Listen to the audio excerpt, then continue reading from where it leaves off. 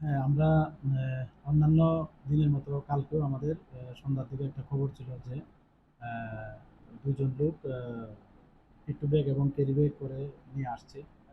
আহ, তাদের সঙ্গে হয়তো কন্ট্রাব্যান্ড থাকতে পারে। তো সেই সুবাদে আমরা এবং আরপিএফ মিলে আমরা বিভিন্ন যে পয়েন্টগুলো আছে, এন্ট্রি পয়েন্টগুলোতে আমরা সবাই ছড়িয়ে ছিটিয়ে মানে এম্বুসের মতো থাকি।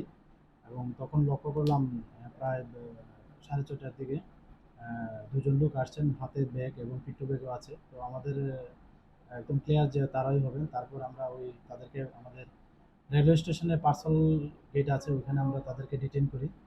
তো ডিটেইন করে প্রিলিমিনারি তারা জানতে পারলাম তারা ২ জনই বিহারের বাসিন্দা।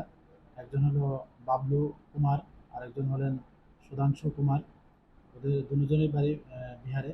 তো তারপর আমরা চেক করে দেখলাম গাঁজা ভর্তি তাদের, ব্রাউন কালারের সেলোটেপ দিয়ে পেঁচানো।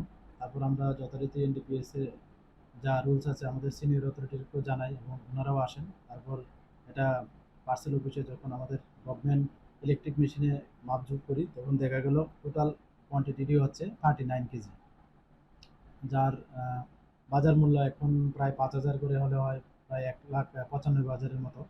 তো তারা ওইগুলি একটা সন্ধ্যার সময় একটা আগরতলা গুয়াহাটি একটা এক্সপ্রেস ছিল ট্রেন, তো ওইটা দিয়েই তারা যেতে চেয়েছিল এই মালগুলা নিয়ে। কোন জায়গায় যেতে চাচ্ছিলেন? তারা এমনি ডেস্টিনেশন ওদের বাড়ি তো বিহার, তো তারা হয়তো গুয়াহাটি হয়ে অন্য কোনো মারফতে তারা বিহার যেতে চেয়েছিল।